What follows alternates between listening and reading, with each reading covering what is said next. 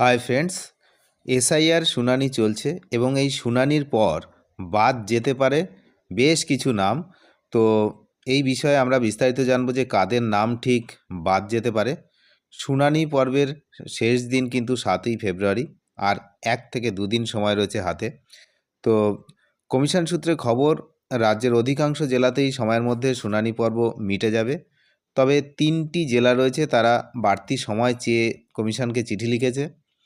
সেই 3টি জেলা কি সেটাও আমরা জানব। তো ভোটার তালিকা থেকে কয়েক হাজার নাম বাদ চলে যেতে পারে, ইতিমধ্যেই সেগুলো চিহ্নিত করে ফেলেছেন যারা ইআরও যারা রয়েছে, অর্থাৎ ইলেকটোরাল রেজিস্ট্রেশন অফিসার। নামের তালিকাও তারা পাঠিয়ে দিয়েছে নির্বাচন কমিশনের কাছে। সেটাকেই এখন চূড়ান্ত বিশ্লেষণ করা হবে, তারপরে সিদ্ধান্ত নেওয়া হবে যে সেই নামগুলো চূড়ান্ত যে ভোটার তালিকা 14ই ফেব্রুয়ারি প্রকাশ পাওয়ার কথা রয়েছে, তো সেখানে থাকবে কি থাকবে না। এর মধ্যে বৃহস্পতিবার সুপ্রিম কোর্টে এসআইআর সংক্রান্ত মামলায় পশ্চিমবঙ্গ নিয়ে অসন্তোষ প্রকাশ করেছে কিন্তু কমিশন। হলফনামায় পশ্চিমবঙ্গের যে এসআইআরের কাজে বাধা পাওয়ার কথা উল্লেখ করা হয়েছে, এসআইআর করতে গিয়ে বাধার সম্মুখীন হয়েছে কমিশন, সেইগুলো বলেছে। গত নভেম্বর থেকে পশ্চিমবঙ্গ সহ 12টি রাজ্যে এবং কেন্দ্রশাসিত অঞ্চলেও এই প্রক্রিয়া চলছে। শুনানি পর্বের শেষ দিন 7ই ফেব্রুয়ারি। তো এখন কমিশন সূত্রে খবর যে 3টি জেলা, দক্ষিণ 24 পরগনা সহ 3টি জেলায় কাজ কিছুটা পিছিয়ে রয়েছে। ওই সমস্ত জেলা থেকে শুনানি শেষ করার জন্য কমিশনের কাছে কিন্তু চিঠি পাঠানো হয়েছে। দক্ষিণ 24 পরগনার জেলা শাসক জানিয়েছেন মেটিয়াবুরুজ এলাকায় এখনও কিন্তু শুনানি বাকি রয়েছে। ইতিমধ্যেই সেখানে আধিকারিকদের সংখ্যা বৃদ্ধি করা হয়েছে। কমিশন এই সমস্ত আবেদন বিবেচনা করে দেখবে, তবে মনে করা হচ্ছে 2 থেকে 3 দিন যদি বেশি সময় দেওয়া হয় তাহলে সব কিছু সম্পন্ন হবে। তাহলে নোটিশ কাদের দেওয়া হয়েছিল? মূলত 2 ধরনের ভোটারদেরকে নোটিশ দেওয়া হয়েছিল। 2002 সালের ভোটার তালিকার সঙ্গে যারা নিজেদের কোনো যোগ দেখাতে পারেননি, যেটাকে নো ম্যাপিং বলছে, যাদেরকে ম্যাপিং করা যায়নি, তো তাদের শুনানি কেন্দ্রে সশরীরে হাজিরা দিয়ে উপযুক্ত নথি দেখাতে হয়েছে। এ গেল 1 নম্বর। আর 2 নম্বর কারা?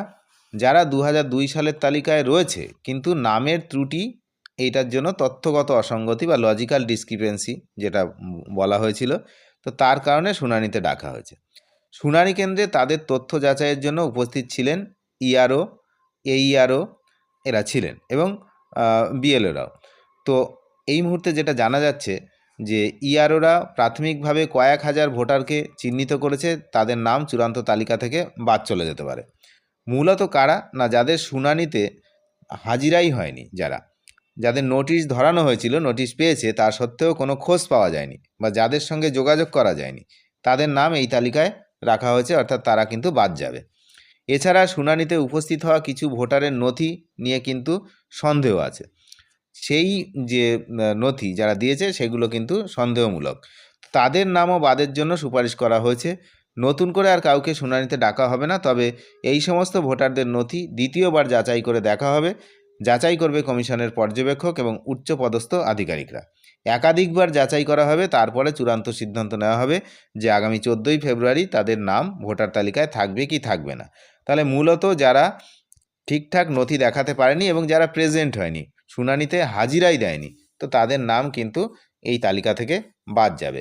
এখানে যে সংখ্যাটা আমরা জানতে পারছি সেটা কিন্তু মোটামুটি ভালোই সংখ্যা এমন রয়েছে যারা বাদ যাবে। তো সেটা কিন্তু ফাইনাল যেটা আমরা লিস্ট প্রকাশ পাবে, তারপরেই কিন্তু এক্স্যাক্ট সংখ্যাটা আমরা জানতে পারবো, তারপরেই এক্স্যাক্টলি বলা যাবে যে ঠিক কত যে ভোটার, তাদের নাম ফাইনাল যে ভোটার তালিকা সেখান থেকে বাদ চলে গেল। তো এখন বিষয় হচ্ছে, বাদ চলে গেলেও কিন্তু সে যে পুরোপুরি বাদ যাচ্ছে তা নয়। কমিশন কিন্তু পরিষ্কার জানিয়ে দিয়েছে যে যাদের নাম এই তালিকা থেকে চলে যাবে তারা কি করবে। তো তাদের কি করণীয় সেটাও কিন্তু আমি বলবো।